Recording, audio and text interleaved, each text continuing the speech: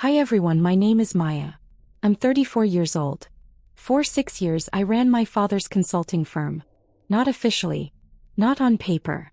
But every client knew my voice. Every proposal bore my fingerprints.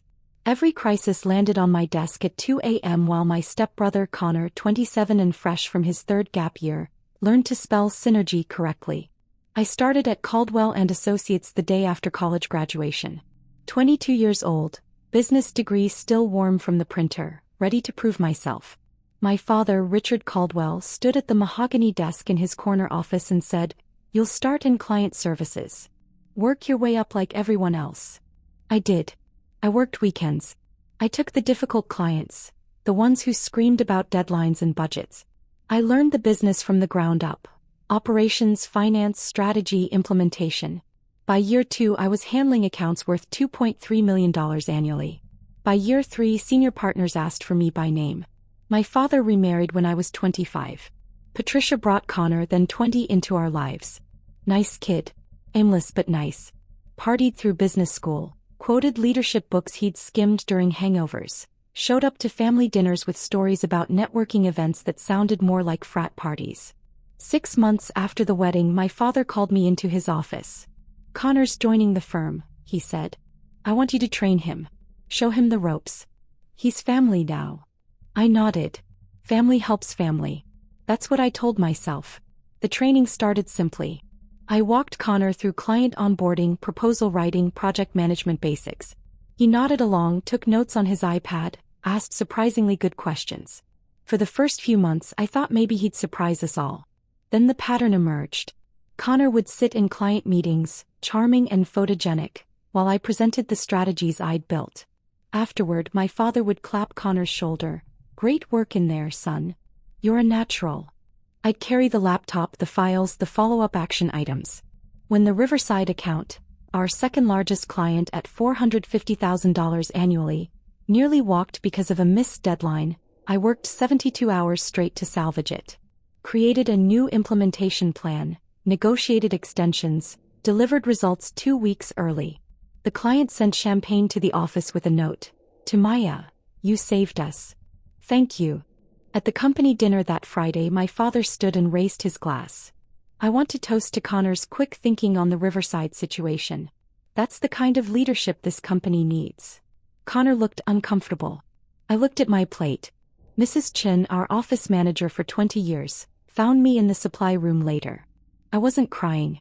I was just standing there holding printer paper, staring at nothing.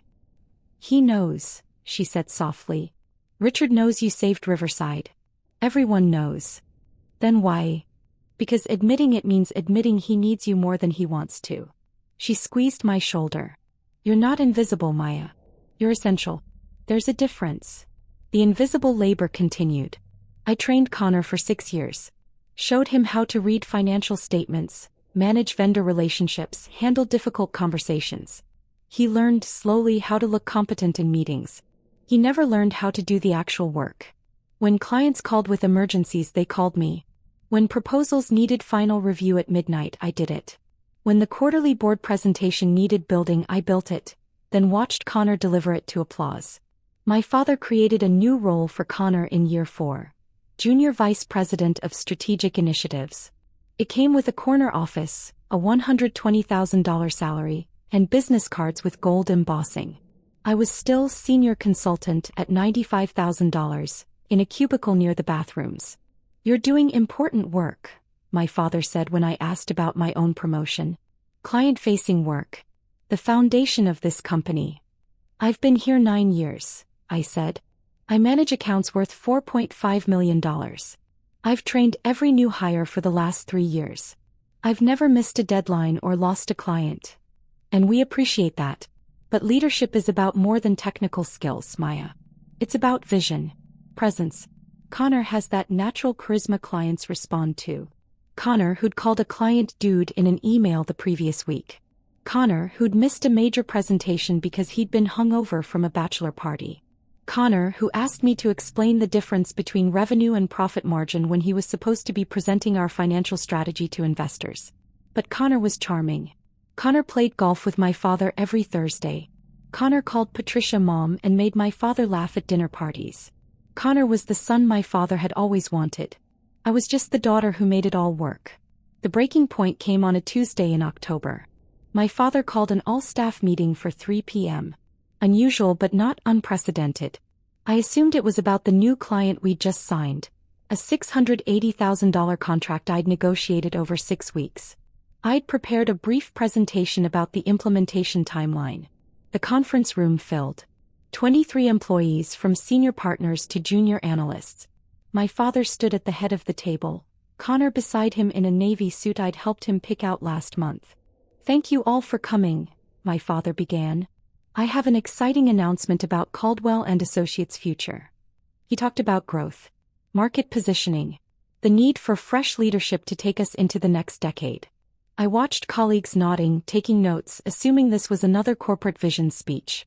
"Which is why," my father continued, "I'm pleased to announce that Connor Caldwell will be assuming the role of president, effective immediately." The room erupted in applause. Polite, professional, expected. I sat frozen. President. Not senior VP. Not executive director. President. The role second only to CEO, the role that controlled operations, strategy, client relationships. The role I'd been doing unofficially for 3 years. "Connor brings fresh perspective and natural leadership to this position," my father said, beaming. "I'm confident he'll take Caldwell and Associates to new heights." Connor stood, shook hands, accepted congratulations. He glanced at me once, something that might have been apology flickering across his face before the smile returned. After the meeting, I returned to my cubicle. Sat down. Stared at my computer screen showing the proposal I'd been refining for the Mitchum account. My father appeared at my cubicle entrance an hour later. "I want you to help Connor transition into the role," he said. Not asked. Said, "You know the operations better than anyone. Spend the next 2 weeks walking him through your key accounts and processes." "My accounts," I repeated. "The company's accounts, Maya. You're a team player. I know you'll make this smooth." Something in my chest, something that had been bending for 6 years, finally snapped clean. "And what's my new role?" I asked quietly. "You'll continue as senior consultant. Your work is valuable. Just because Connor is president doesn't diminish." After 9 years. After building half the client base. After training every new hire including Connor himself. After salvaging Riverside, landing Mitchum, negotiating the Thornton contract that saved us during the pandemic. After all that, I'm still senior consultant in a cubicle near the bathrooms, and Connor, who still asks me what deliverables means, is president. My father's expression hardened. "This isn't about keeping score, Maya. Connor has qualities you lack. Presence. Charisma. Leadership instinct. You're an excellent executor, but you're not CEO material. You never have been." He walked away. "Not CEO material." I stared at those words. Let them settle. Let them crystallize into something clear and sharp. Mrs. Chin appeared with tea an hour later. Set it on my desk without speaking. When she turned to leave, she paused. "My daughter works at Kramer Industries," she said softly. "They're always looking for senior strategists. I could make an introduction if you wanted." I looked up at her. She smiled sadly. "Just something to think about," she said. That night, I sat in my apartment with my laptop. Pulled up the spreadsheet I'd been keeping for 3 years. Not intentionally, just professionally. A habit from my compulsive documentation of everything. Every client account I managed. Every proposal I'd written. Every contract I'd negotiated. Every crisis I'd solved. Every late night, every weekend, every holiday I'd worked while Connor posted Instagram stories from beach vacations. The numbers were staggering. In 6 years, I'd brought in $18.7 million in new business. I'd retained clients with a 94% renewal rate. I'd trained 11 employees who'd been promoted past me. I'd built the foundation of Caldwell and Associates' success, and my reward was watching someone else get credit for the house. The email from Kramer Industries arrived the next morning. Subject: confidential offer, senior strategy director position. I almost deleted it. Loyalty. Family. My father's voice in my head about commitment and gratitude and team players. I opened it instead. "Dear Miss Caldwell, your work in the consulting space hasn't gone unnoticed. We at Kramer Industries are expanding our strategic advisory division and believe your expertise would be invaluable. We'd like to discuss a senior strategy director position with complete autonomy, remote flexibility, and compensation reflecting your actual contributions. Would you be available for a confidential conversation? Best regards, Dana Kramer, CEO, Kramer Industries. I stared at the screen. Read it 3 times. Then I replied, available tomorrow 6 p.m.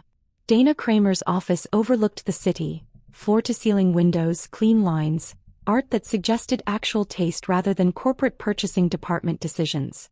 She was 50-something, silver-haired, sharp-eyed. She offered coffee, not the burned sludge from our office break room, but actual good coffee. I've watched your career for 2 years, Dana said without preamble. Every major win at Caldwell has your fingerprints on it. The Riverside save. The Mitchum negotiation. The Thornton pandemic pivot. You're the brain of that operation. My father would disagree. Your father is protecting his investment in his stepson's ego. Dana's tone wasn't cruel, just factual. I'm not interested in his feelings. I'm interested in results. And you deliver results. She slid a folder across the desk. I opened it. The offer was breathtaking. Senior Strategy Director. $475,000 base salary. 5 times my current pay. Performance bonuses. Equity. Full creative control over my projects. Remote work. No hierarchy to navigate, no credit to share, no training of unqualified relatives. Why me? I asked. Because you don't need a seat at someone else's table, Dana said. You build the tables. You just haven't been allowed to sign your name to them yet. I thought about my father's words. Not CEO material. I'll need to give 2 weeks' notice, I said. Take a month if you need it. I want you rested and ready, not burned out and bitter. Dana smiled. Although between us, watching Caldwell scramble when you leave will be its own compensation. I signed the offer letter that night. Gave notice the next morning. My father's face went through several interesting color variations. You're leaving? No. Right when Connor is transitioning into his new role. That's exactly why I'm leaving. He should learn to run the company he's been made president of. This is disloyal. After everything I've given you. You gave me a cubicle and a paycheck below market rate while I built your success, I said quietly.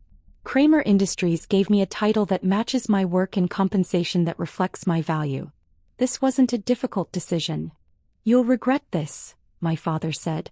His voice shook, with anger or fear I couldn't tell. You can't just walk away from family. I'm not walking away from family, Dad. I'm walking away from being treated like staff in my own father's company. Connor appeared in the doorway.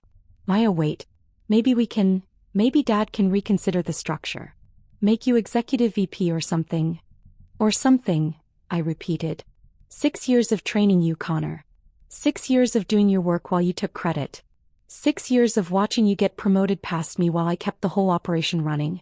And now, when I'm leaving, suddenly there's room to reconsider the structure. I didn't ask for this, Connor said quietly. I know. But you took it anyway. I picked up the box with my desk belongings, not much after 9 years. A plant Mrs. Chin had given me. My favorite pens. The Riverside champagne note which I'd kept in my drawer like a talisman. Mrs. Chin hugged me in the lobby. Pressed a check for $500 into my hand. Not charity, she said firmly. An investment. Come back and tell me about your success. You're going to be extraordinary. I left without a coat even though it was October and the air bit clean and cold. I just needed to be out, to be walking, to be done with the building that had consumed 9 years of my life. The night air smelled like rain and possibility. At Kramer Industries I was given an office with windows. A team that reported to me. Projects with my name on them. Lead strategist. Maya Caldwell, in bold text on every proposal. The first time Dana asked my opinion in a leadership meeting, I waited for someone to interrupt. To explain what I really meant. To simplify my words for the room. No one did. Dana just nodded and said, solid thinking. Let's build on that. Sharon, my direct manager, scheduled weekly one-on-ones not to micromanage but to ask, what do you need? How can I support your work? When I delivered my first major strategy presentation, an international expansion plan for a $2.1 million client, The board applauded. The client signed immediately. Dana sent an email to the whole company. This is what expertise looks like. Maya Caldwell just opened doors we've been knocking on for 3 years. I cried in my car afterward. Not from sadness. From the strange, disorienting relief of being seen. My therapist, Dr. Walsh, helped me process the shift. You're grieving, she said during our 3rd session. Not the job. The fantasy of what that relationship with your father could have been. He's called 17 times, I said. I haven't answered. That's boundary setting. How does it feel? Terrifying. And peaceful. Both can be true. Dr. Walsh handed me a worksheet on boundary scripts. Remember, no is a complete sentence. You don't owe anyone an explanation for protecting yourself. The evidence folder helped. I'd archived everything. Emails, project notes, client testimonials, the spreadsheet of my 9 years of contributions. Every time doubt crept in, maybe I'm being selfish, maybe I should have stayed, maybe he was right about me, I opened that folder. Let the data speak. The data said you were always enough. He just couldn't admit it. 3 months into my role at Kramer, the earthquake hit Caldwell and Associates. It started with Riverside. They called Connor with a routine question about their contract renewal. Connor, who'd never actually read the contract, fumbled the answer. Gave conflicting information. The client called back 3 times, increasingly frustrated. Then they called me. Maya, thank God. Listen, we're having issues with Caldwell and I know you've moved on, but would Kramer Industries be interested in taking over our account? I thought about loyalty, family, the right thing to do. Then I thought about 6 years of invisible labor. Let me connect you with our client services director, I said. Riverside moved their $450,000 account to Kramer the following week. Then Mitchum called. The account I'd landed and managed for 2 years. Connor had missed 2 of their quarterly reviews. When they'd expressed concerns about strategy direction, he'd assured them, the team has it handled, without understanding what the concerns were. We don't want the team, the Mitchum CEO told me over coffee. We want you. You were always the brains behind Caldwell. We're just following the results. Mitchum brought $680,000 to Kramer. The 3rd defection made headlines. Thornton Industries moves advisory account to Kramer, seeking proven leadership. My phone exploded with messages. Connor first, tone no longer casual. Maya. We need to talk. Dad is. Can you call me? Please. Then board members from Caldwell. Perhaps we could schedule a meeting. Discuss possibilities. Then my father. You're poaching our clients. This is industrial sabotage. I blocked the number. Dr. Walsh had prepared me for this. They'll escalate when they realize they can't control you anymore. Expect commands, then guilt, then threats, then begging. Don't engage unless you want to. I didn't want to. Dana, however, was delighted. 3 major accounts in 3 months? Maya, you're not just good at this. You're exceptional. I'm promoting you to Executive Strategy Director. Here's your new compensation package. The new offer included equity worth $850,000 when it vested. I'd made more in 3 months at Kramer than in 9 years at Caldwell. The confrontations started in month 4. Connor showed up at my apartment building. The doorman called up. There's a Connor Caldwell here for you. Tell him I'm not available. Through the lobby camera feed, I watched Connor stand there for 10 minutes, looking lost before finally leaving. My father tried next. Showed up at my office building, made it past security somehow, waited in the lobby. Dana's assistant intercepted him. Miss Caldwell isn't taking meetings today. Would you like to leave a message? The message he left was 17 minutes of voicemail. I listened to 3 minutes, heard betrayal and family and reputation and deleted it. The formal letter arrived via courier. Legal letterhead.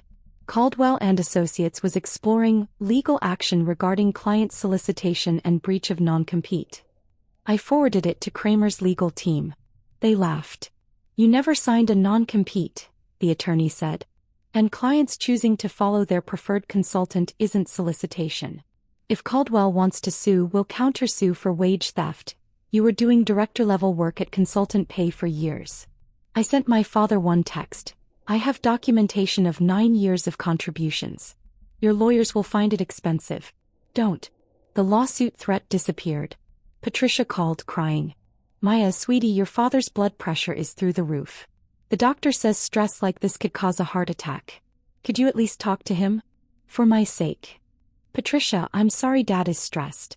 But his blood pressure isn't my responsibility. It hasn't been for a long time.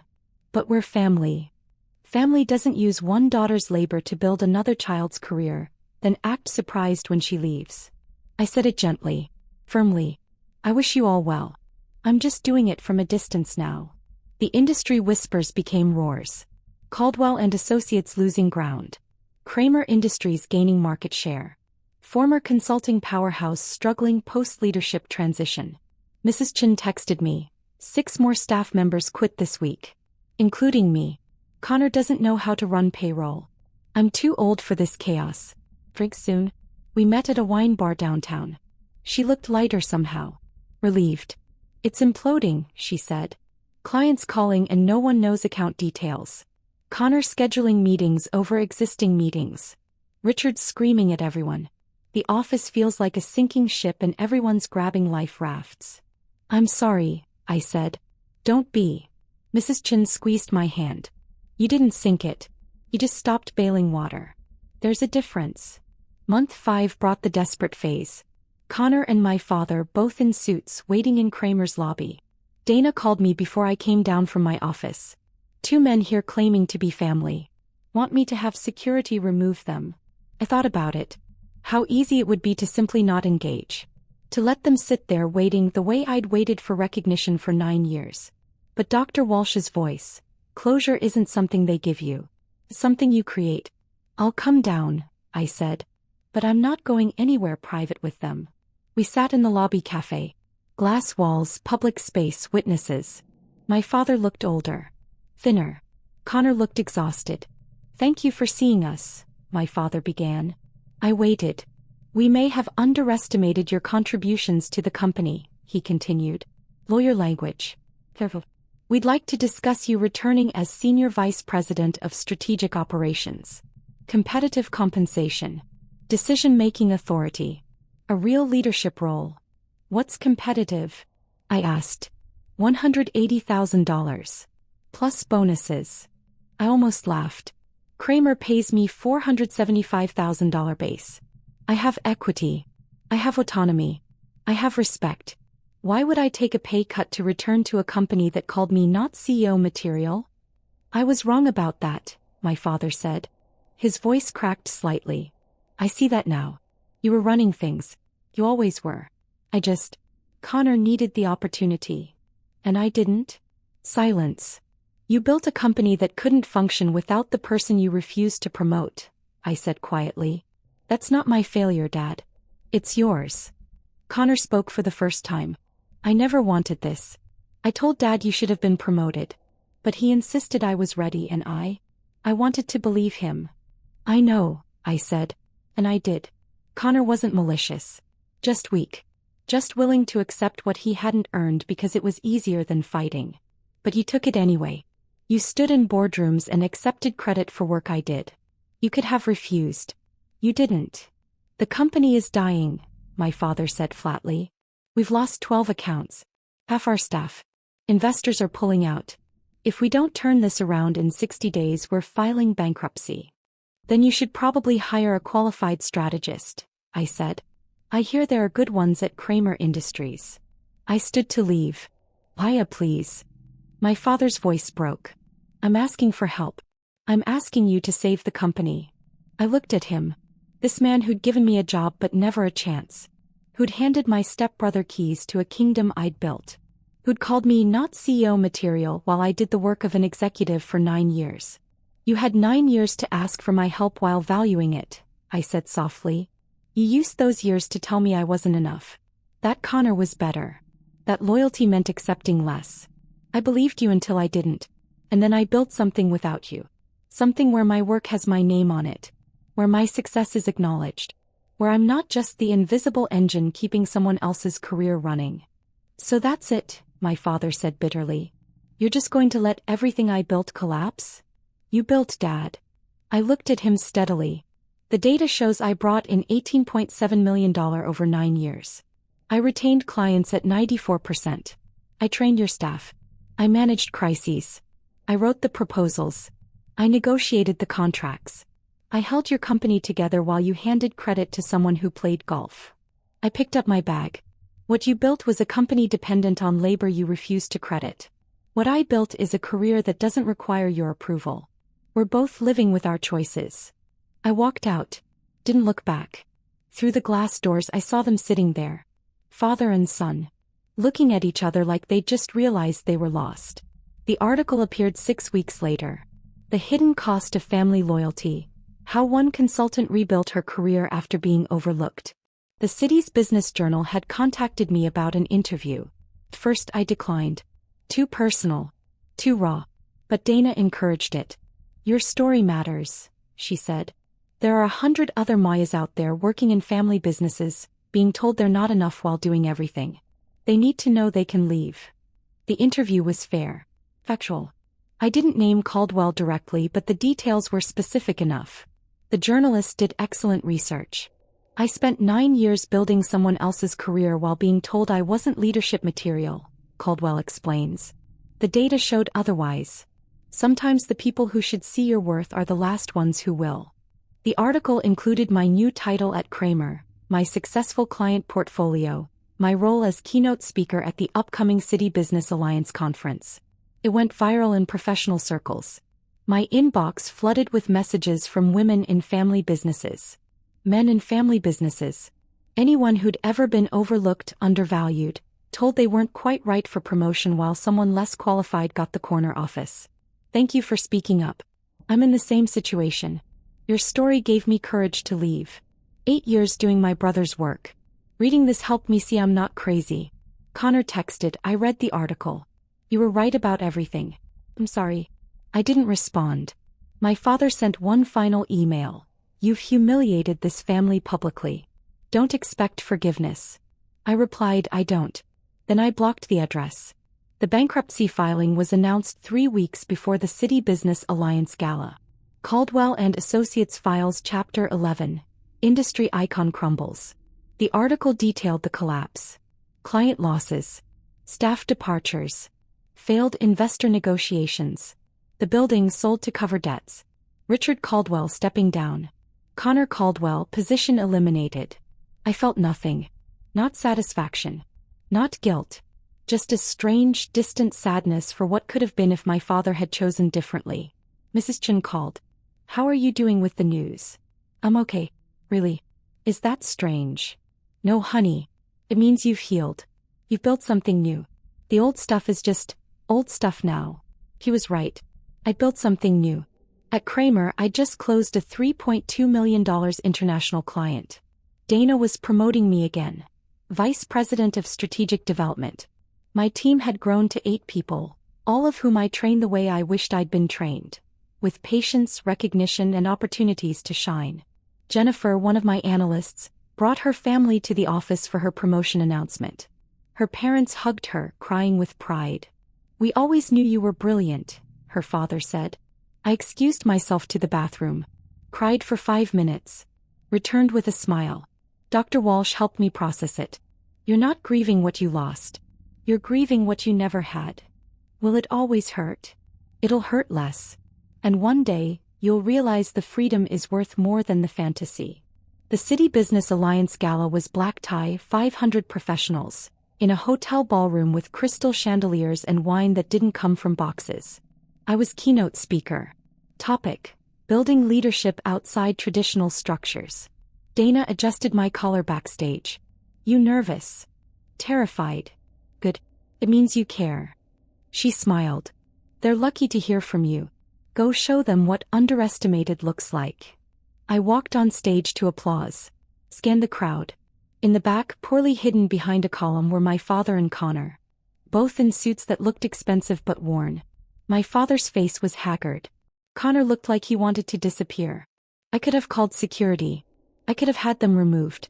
Instead, I began my speech. 6 years ago, I worked for a company that told me loyalty was more valuable than leadership.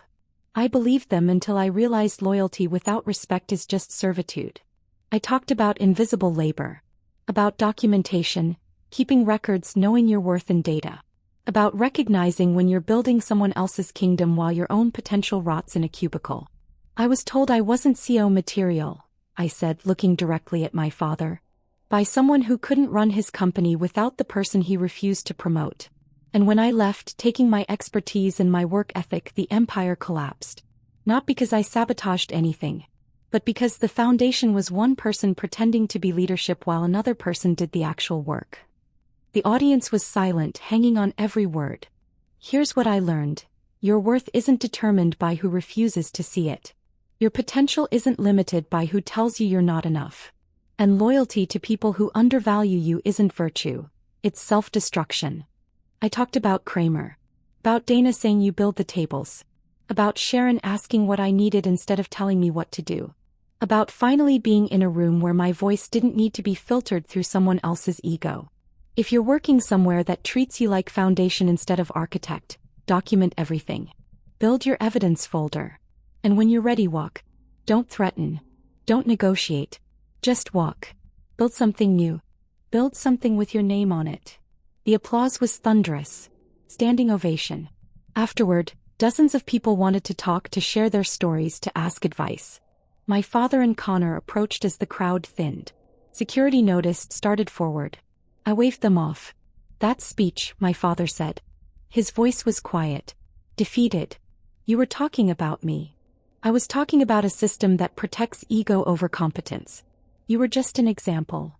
I never realized how much of the company came from you. You didn't want to realize, Dad. It was easier to give Connor credit than to admit you'd built something dependent on the daughter you kept telling wasn't enough. Connor shifted uncomfortably. For what it's worth, Maya, you were right. About all of it. I wasn't ready. I'm enrolling in actual leadership training now. Starting from scratch. Good, I said. And meant it. You'll be better for it. My father looked at me with something that might have been pride, might have been regret. You've built something remarkable here. I know. Is there? He stopped. Started again. Is there any possibility of reconciliation? I can't undo the past, but maybe. Dad, I forgive you. The words surprised me, but they were true. I forgive you for not seeing my worth.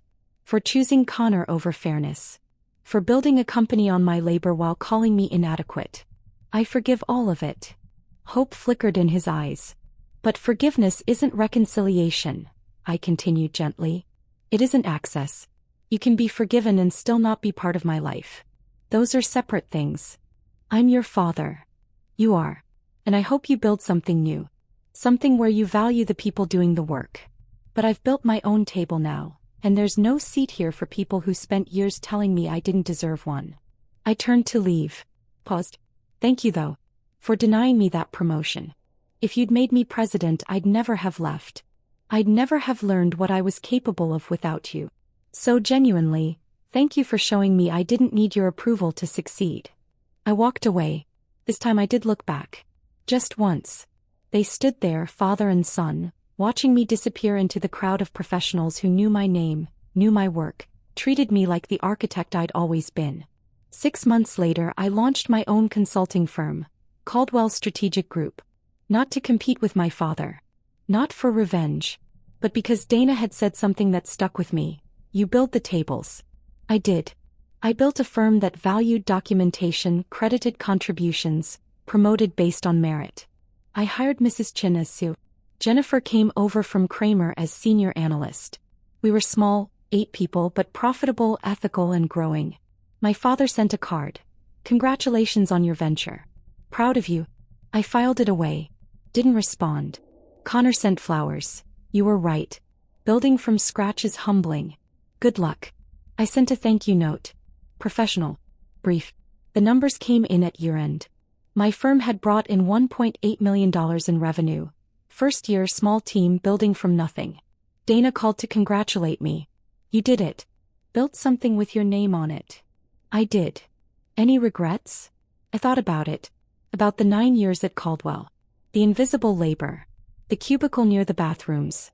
The speech where my father called me inadequate. No regrets, I said. It all led here. On Sunday I drove out to the beach. Walked along the shore as the sun set, painting the sky in oranges and purples. The wind was cold, clean, carrying the smell of salt and possibility. My phone buzzed. A text from an unknown number.